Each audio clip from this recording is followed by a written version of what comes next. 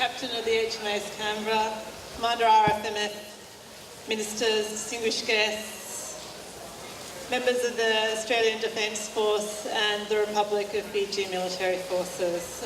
It's lovely to see you here tonight. It's nearly 6 months today that 44 Fijian souls were lost and in Cyclone Winston, and 40,000 homes damaged.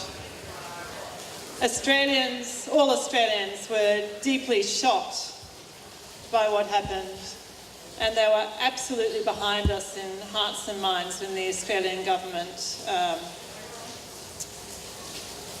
joined with many friends of Fiji to come and do what we could to assist in our response.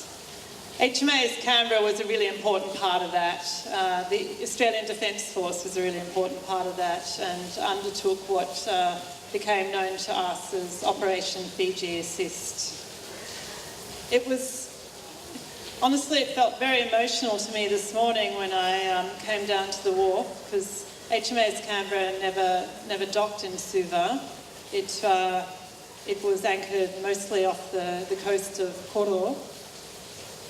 It was very emotional to see this big ship that I'd only sort of leapt on and off via helicopter come in all its majesty and size into Suva in a circumstance where that wasn't stressful, that wasn't a sense of crisis. That's what I remember about this ship, being awfully distressed about the situation in Fiji, being awfully anxious about what we could do and how we could do it, my role in it, my High Commission's role in it, the DFAT role in it.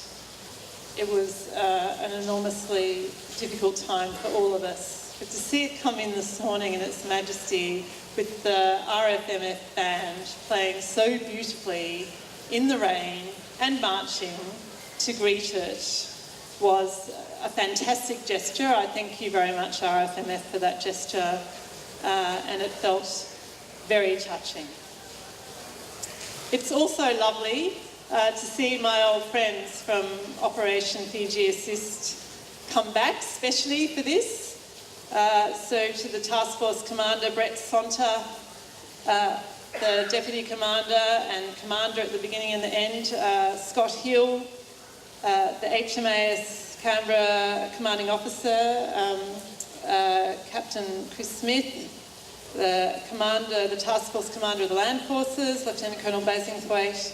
It's lovely to see them again. How different they look in their posh uniforms to the camis and the grubbiness that we were all used to when we were trying to do difficult business here.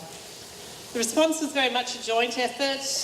It was a humanitarian response, so a huge team from DFAT, the DFAT humanitarian team, the Australian Defence Force, the Australian High Commission, and I could not but not thank the wonderful collaboration we had with the Kiwis and our friends from France, and the many NGO partners, development partners we worked with, many of whom are represented tonight. It was just a stupendous effort working with all of you. But anyhow, it would be remiss of me not to focus on HMAS Canberra. That's why we're here tonight. And your wonderful crew. All the crew, the Navy crew who belong to the ship, are still with the ship here on this visit. This is our flagship ship of the Royal Australian Navy. As many of you probably know, the HMAS Canberra's deployment to Fiji was its very first operational deployment. So that's a note that will go down in history. Fiji needed help, and we sent our best, including leading seaman Tavita Vula and able seaman Turuva. So we're very proud to have Fijians as part of the team of HMAS Canberra. What the ship and her people achieved, I think, speaks for itself. So brought in 60 tonnes of relief, large numbers of Army engineers who were deployed to particularly focus on rebuilding schools and getting children back to normalcy or some kind of normalcy as soon as possible. We had choppers, three of the MRH-90 helicopters were based on the ship.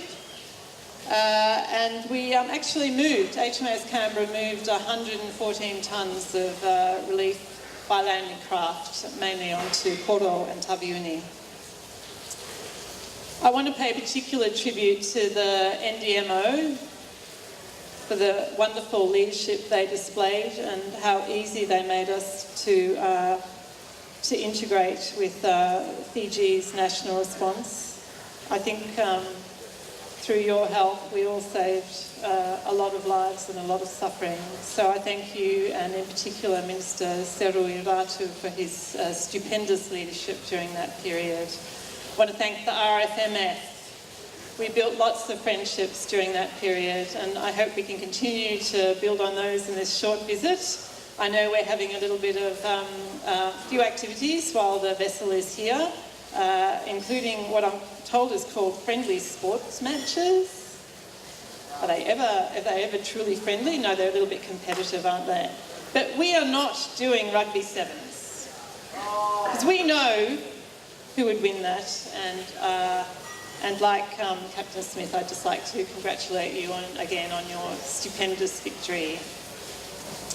To the crew here, thank you for agreeing to participate in the many activities, including some work on cleaning the foreshore and fighting the bite, as we call it here in Fiji. I think Minister Usumate has been very supportive of that initiative, and thank you to the RFMF for agreeing to join us all together in cleaning up to fight the bite of dengue and other vector-borne illnesses.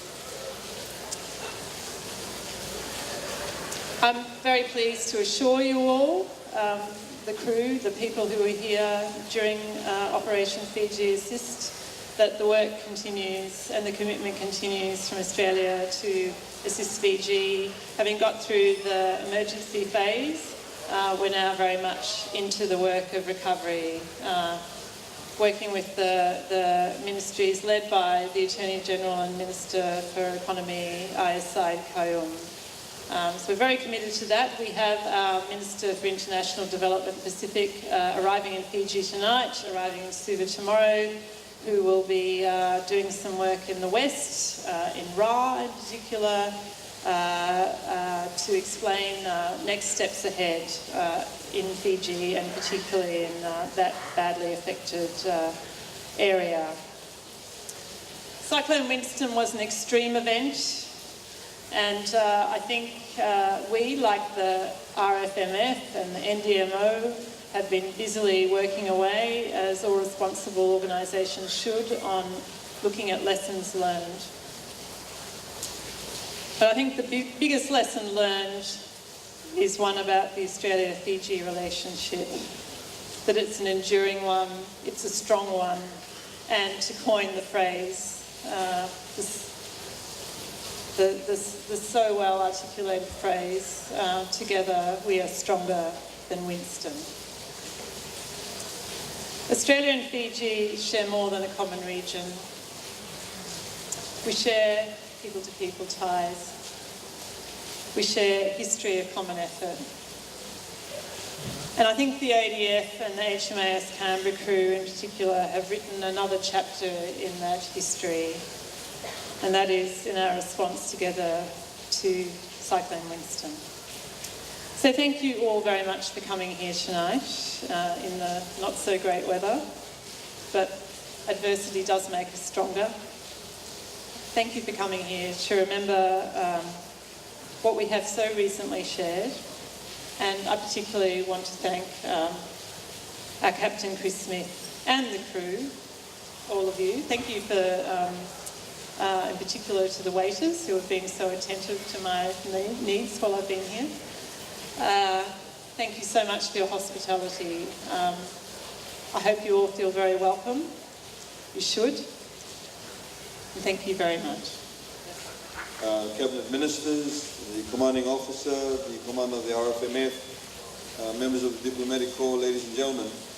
I'll be extremely brief, but I'd like to once again reiterate on behalf of the Fijian government and the Fijian people for the wonderful assistance provided by the Australian government, in particular in the aftermath of Cyclone Winston. This ship, of course, provided the much needed support, and indeed the support that we did not have ourselves in terms of the infrastructure, in terms of the ability to move around, in particular in the isolated islands, many of which were isolated. And as you know, as highlighted by the High Commissioner, 44 lives were lost. And it is the highest death toll we've ever had. What it does actually highlight is the vulnerability of Pacific Island countries in particular to the massive climatic changes we are now seeing in the world, not just in the Pacific, but throughout the world, and the need for us to be able to have adaptation measures, but also to be able to draw upon the partnerships, the relationships, the friendships we have developed over the decades, and to be able to see how we can synergize together to ensure that the ordinary men and women of our countries actually do not lose their lives, and when they don't lose their lives, that we are able to rebuild their lives. And this indeed is the focus of government, in particular in the upcoming budget year, where we're spending almost in excess of $200 million, which is a large sum of money for a country like Fiji to rebuild in particular our schools, our villages, our public health centers, our other government facilities, to ensure that our people have the same quality of life, are able to get on with their lives. And none of this would have been possible without the assistance of our development partners. I'm sorry, I just missed the Honourable Chief Justice who's standing behind the cameraman. I should also acknowledge his presence. But once again, we'd like to thank you, the Commander, for your assistance. I know you were here, and you're the cold face of the devastation that took place. You were stationed near Koro Island, and many of the other islands, of course, were affected too. I was just talking a couple of days ago to the New Zealand High Commissioner, where they also have a massive rebuild effort in Vanuatu. So all of this combination of assistance has really helped us tremendously. I'd like to thank the men and women of the Australian Defence Force, who personally contributed to this effort. Vinaka Vakalevu for your assistance. We very much appreciate it, and of course we'll remember that. I'd like to thank, of course, the High Commission over here in Suva and the coordination working with our Minister responsible for natural disaster management and his team at the NDMO. So, Vinaka Vakalevu, and thank you once again. We love to see you all the time, but we do not want to see you again where you have to actually use this vessel to carry out the effort, at least for a very long period of time. That, of course, is our prayer and our wish, ladies and gentlemen. So I wish you all a good evening. Naka, thank you.